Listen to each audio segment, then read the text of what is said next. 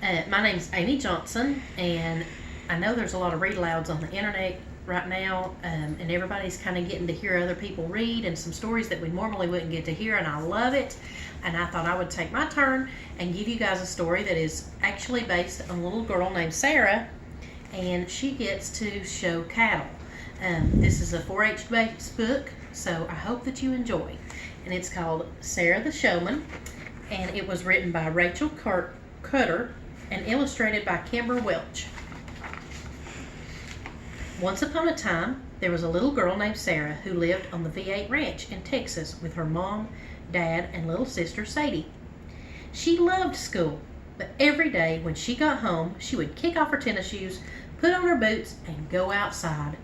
She loved the fresh air and the green grass and the sunshine. She loved animals.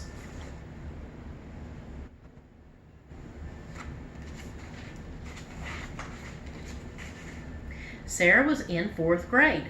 One day, her teacher posted a sign that said, "Ballet sign up tomorrow." All the girls were so excited. Sarah thought it sounded fun, but she didn't sign up. Pink tutus and ballet slippers weren't quite for her. She liked her boots better.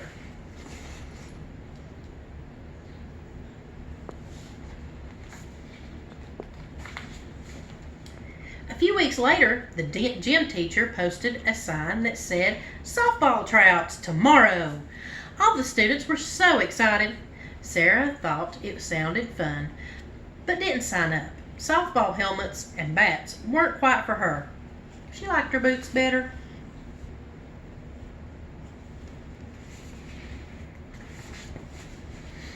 Sarah liked going to games and ballet recitals to watch her friends, but sometimes she felt a little sad. While she was helping her dad that evening, she threw some pennies in the water trough and made a wish that she could find something of her own to do, something she was good at, and something that was fun.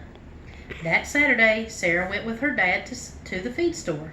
The store owner was posting a sign that says, "4-H meeting tomorrow." The moment Sarah saw the sign, she asked her dad if they could go. He said yes.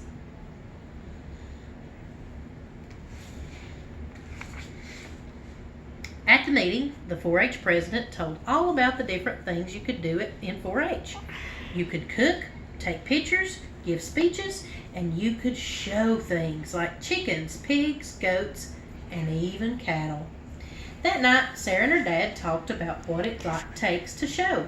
You have to feed, give baths, practice, and do a lot of brushing.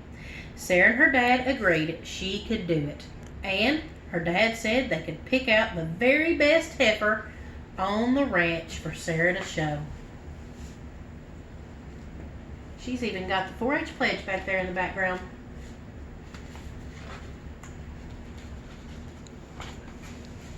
Sarah's dad was very smart at picking cattle, and so was her grandpa. They got together and went to the pasture. They picked out the best heifer, and Sarah named her Mary Poppins, after her favorite movie.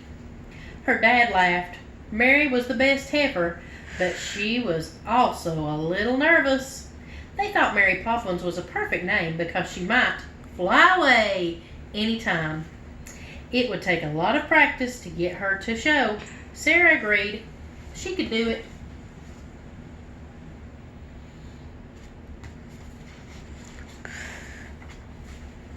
Mary Poppins went to live in a special fancy barn on the ranch called the Show Barn, where she got a lot of attention. Every day after school, Sarah raced home to work with Mary. She would brush her, feed her, bathe her, practice leading, and set up her feet with a show stick. Her dad and 2 special men on the ranch named James and Russell helped Sarah and taught her about showing. After a few months, Sarah's dad thought they were ready. Sarah got a new pair of jeans and a pair of boots. They loaded up the trailer, packed the show box, and drove 3 hours to Sarah's first real show.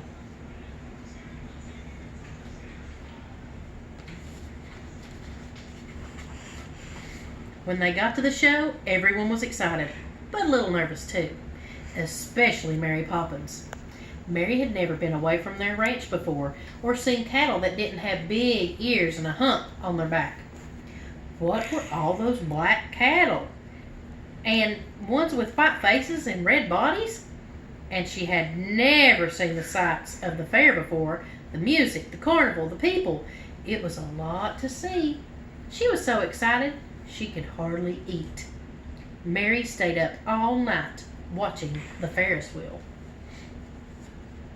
You can see she's got her in the pen and ready there, and she's even got their name of their ranch right there, the V8 Ranch. When it came time to show, it was a disaster. Sarah lined Mary Poppins up completely backwards. Mary wouldn't stand still because she was looking at the carnival. Sarah was too busy looking in the stands for her grandma and didn't see the judge call for her. She ended up getting 6th place and a green ribbon. Sarah was sad because she knew she could do better. Her dad told her they would keep practicing, so they loaded up the trailer and went home. It was a long, quiet drive home. There's a ribbon.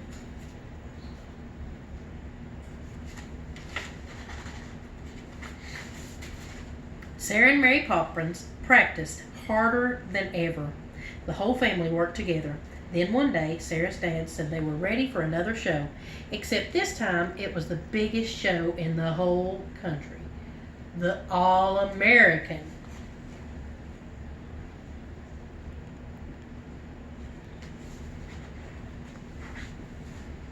Once again, they packed up their trailer and headed to the show. This was a very big show with lots of kids and lots of cattle from all over the United States. The morning of the show, Sarah and her dad got up so early. They washed Mary Poppins and brushed her dry. Then they fed her and gave her a big drink of water. It was still so early that no one else was even in the barn. Sarah and her dad took Mary Poppins up to the show ring and practiced, so Mary wouldn't be scared this time. As the sun came up, they took Mary back to her stalls and gave her a big flake of hay so she could rest before the show.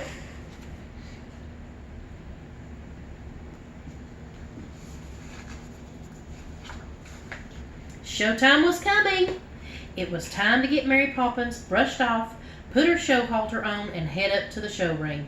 Right before they were about to go to the ring, Sarah's dad gave Sarah a little box. It was a special present.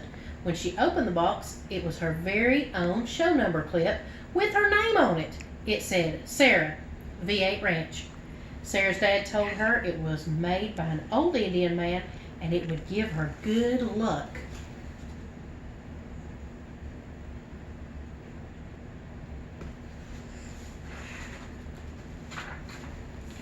Sarah was ready. She knew she could do it. She put on her number clip, brushed Mary off, gave her a big drink of water, and then led her up to the show ring. A lot of new friends Sarah had met at the show called out, "Good luck, Sarah," as they walked up to the show ring. First, Sarah and Mary showed in their class, which were heifers born in June. There were 30 calves in the class. Sarah showed her best. She lined up straight and set Mary up perfect. They won first place. Next, she had to show in the division championship, which had 3 other class winners from the summer age. They won that too. Finally, it was time for one last class, the Grand Champion Drive. Look at that blue ribbon.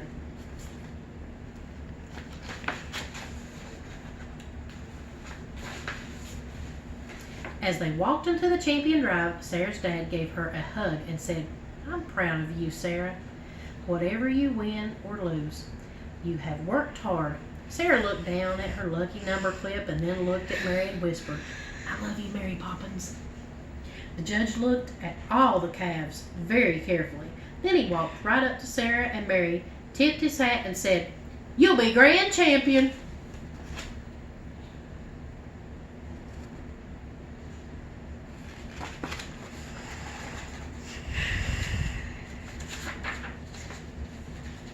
They did it! They had won grand champion. Their hard work had paid off. And you guys can see that's her in the winner's circle with all of her friends and family. And it's got the name of the show they was at and one of her ribbons.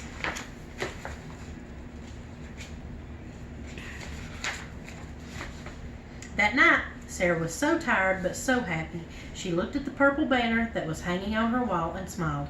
She found something she loved and had fun at and could do with her family. As she fell asleep, she made a wish to be a showman all her life.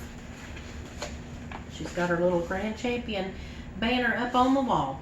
And I have a little tidbit for you guys. Some of you know that my boys show sheep, and they also have a show clip, so I was going to show that to you real quick. And it just slides on their little belt or on the top of their pants, and then they get to put their number or their name right in that little clip. So we have our very own. I hope you enjoyed Sarah the Showman. There's a few other books in this series that I'll be reading as the week goes on, and I hope you enjoyed it.